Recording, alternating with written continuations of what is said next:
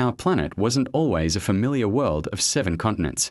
Travel back with us, hundreds of millions of years, to a time when Earth looked alien, a time when nearly all the land was fused into one colossal supercontinent, Pangaea.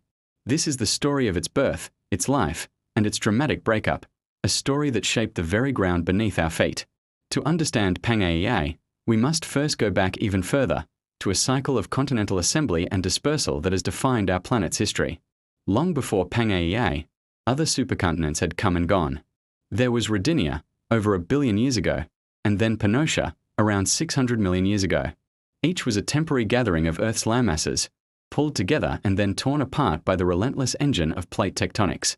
The stage for Pangaea's formation was set during the Paleozoic era. 2 major landmasses were on a collision course. In the south was the vast continent of Gondwana, which included what would become South America, Africa, Antarctica, Australia, India, and the Arabian Peninsula. To the north drifted Laurentia, the core of modern North America, along with other smaller continental fragments like Baltica, which is now northern Europe. Over tens of millions of years, these landmasses drew closer. The Iapetus Ocean, which once separated them, began to shrink. Mountain ranges were thrust upwards as continental plates buckled and folded under immense pressure. The Appalachian Mountains in North America and the Caledonian Mountains in Scotland and Scandinavia are the ancient, weathered roots of these colossal collisions. They are scars on the landscape, silent witnesses to the birth of a supercontinent. By about 335 million years ago, during the Carboniferous period, the continents had finally slammed together. Pangaea was born. Its name, derived from ancient Greek, means all earth, and for a time, it was just that. A single, immense landmass stretching from pole to pole, surrounded by a single global ocean called Panthalassa. Imagine being able to walk from modern-day Argentina all the way to Siberia without ever crossing a major sea. Pangaea reached its peak size and stability during the Permian and early Triassic periods, from roughly 299 to 200 million years ago. But this world was harsh and extreme.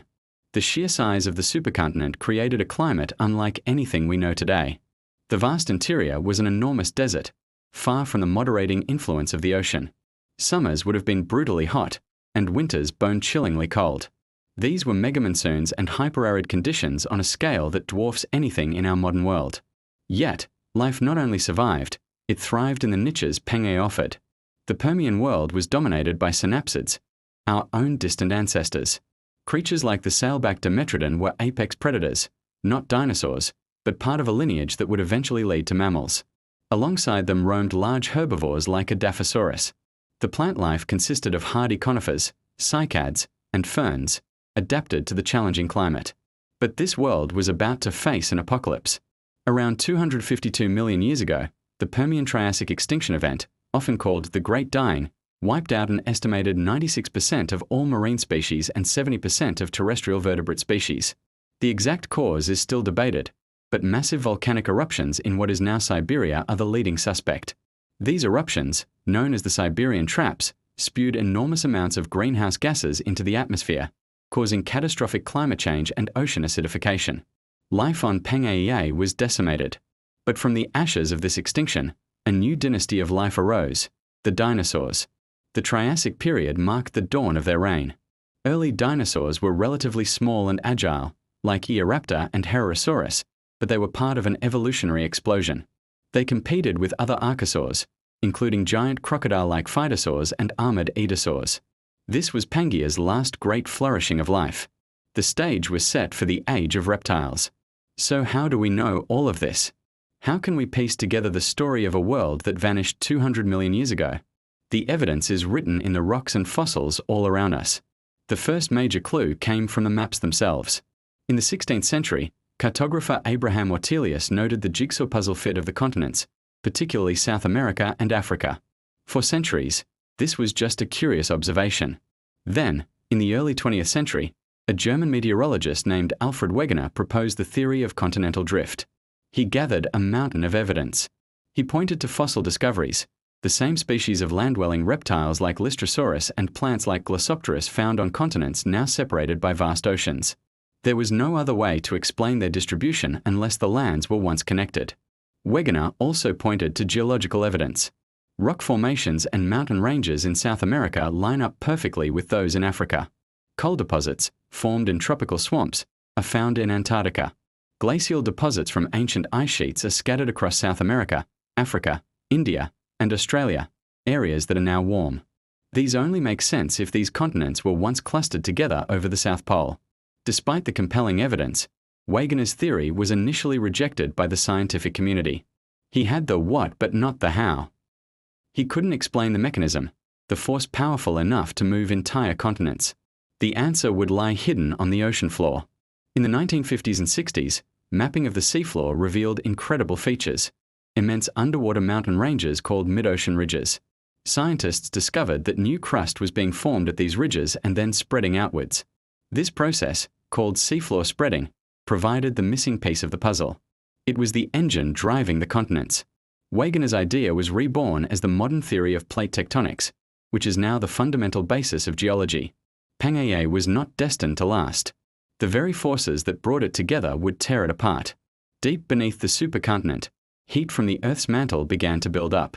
This heat caused the crust to dome upwards, stretch, and eventually crack. Magma pushed up through these cracks, creating vast rift valleys. The breakup began in earnest around 200 million years ago, during the late Triassic. The first major split occurred between the northern landmass, Laurasia, and the southern landmass, Gondwana. The Tethys Sea flooded into the rift, and a new body of water was born, the Central Atlantic Ocean. The rifting didn't stop there. Throughout the Jurassic and Cretaceous periods, the breakup accelerated. Gondwana shattered into the pieces we know today. South America and Africa pulled apart, a slow-motion divorce that took millions of years. India broke away and began its long, rapid journey northward toward Asia. Australia and Antarctica finally separated. In the north, Laurasia also began to splinter. North America and Eurasia ripped apart, creating the North Atlantic Ocean. This grand separation continued for millions of years, shaping the world map we are familiar with today. Each new ocean basin, each new continental configuration, created new climates, new coastlines, and new evolutionary pathways for life. The breakup of Pangaea had a profound impact on the evolution of life. As continents drifted apart, populations of animals and plants became isolated. This isolation is a powerful driver of evolution. It's why we see kangaroos in Australia, lemurs in Madagascar, and such a unique diversity of life in South America. Each continent became its own evolutionary laboratory. The dinosaurs continued to dominate these new, separate worlds, diversifying into the incredible forms we know from the Jurassic and Cretaceous, like Stegosaurus, Triceratops, and the mighty Tyrannosaurus rex. The legacy of Pangaea is all around us. The distribution of fossils and living species, the placement of our mountain ranges, the location of valuable mineral and oil deposits, all are consequences of Pangaea's formation and breakup. Even the very air we breathe and the climate we experience are influenced by the arrangement of continents and oceans that resulted from its dissolution. The story doesn't end here. The continents are still moving. The Atlantic Ocean is widening, while the Pacific Ocean is shrinking. Africa is slowly splitting apart along the East African Rift Valley. In the distant future, perhaps 250 million years from now, scientists predict the continents will once again merge to form a new supercontinent, tentatively named Pangaea Ultima. The tale of Pangaea is a powerful reminder that our planet is a dynamic, ever-changing system. The ground beneath us is not static. It is a story of immense forces, deep time, and constant transformation. It is the story of our world's deep and epic history, a world that was, and a world that will be. Thank you for joining us on this journey back in time. If you found this fascinating, be sure to like this video and subscribe for more deep dives into the history of our incredible planet.